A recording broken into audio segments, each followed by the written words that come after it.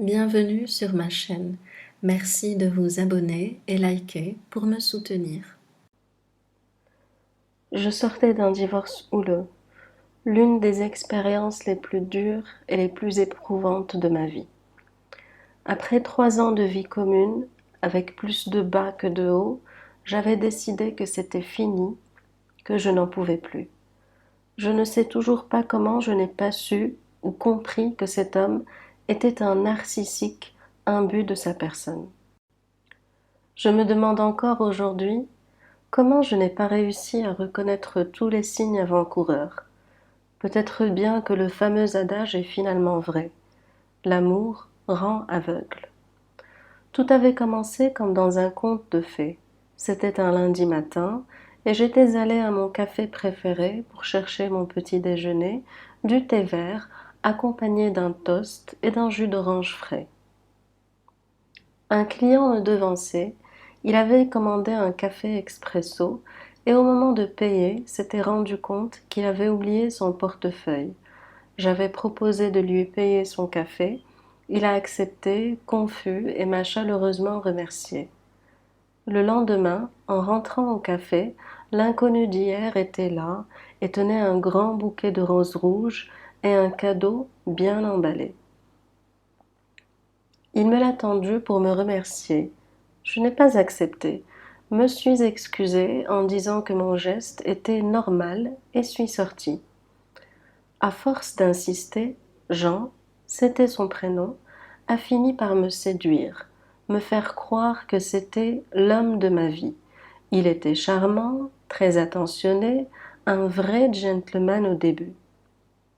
Et c'est tout naturellement qu'on s'est mariés en un temps record, seulement 3 mois après notre première rencontre. Je croyais que c'était le destin qui m'avait souri enfin et que j'allais vivre le reste de mes jours avec Jean pour beaucoup de meilleur et très peu de pire, mais c'est le contraire qui est arrivé, et très vite. Dès les premiers jours, j'ai appris que Jean pouvait être extrêmement charmeur et manipulateur pour arriver à ses fins, pour ensuite me délaisser comme si je n'existais plus.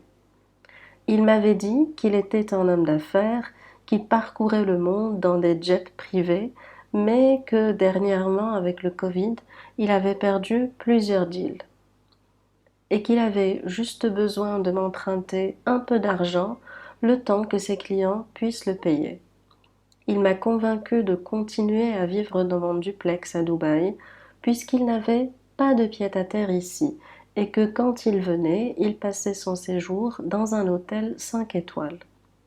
Entre-temps, il était en train de construire une villa digne des 1001 nuits.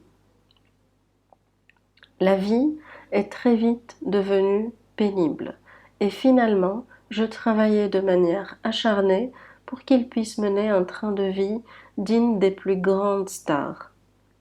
À chaque fois que j'essayais de me séparer de lui, il me faisait culpabiliser, me suppliait, me disait qu'il me fallait patienter un peu, que tout allait s'arranger, qu'il allait tenir ses promesses. L'argent n'était pas la seule raison du divorce. Jean passait le plus clair de son temps dans des soirées avec sa bande d'amis.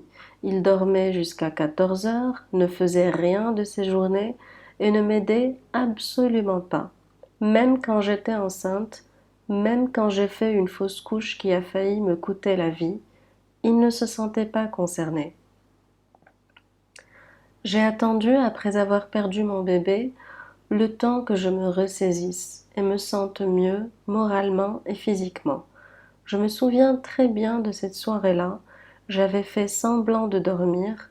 Lui se préparait pour sortir. Une fois je me suis assurée qu'il était dehors, j'ai mis ses vêtements dans sa valise et les mises devant la porte. Ensuite, j'ai contacté le serrurier pour qu'il change la serrure de la porte principale. J'ai contacté mon avocate et amie Sarah pour lui dire que j'allais finalement demander le divorce. Et cette nuit-là, c'était la première fois depuis 3 ans que je me suis endormie en paix avec la perspective d'un lendemain meilleur.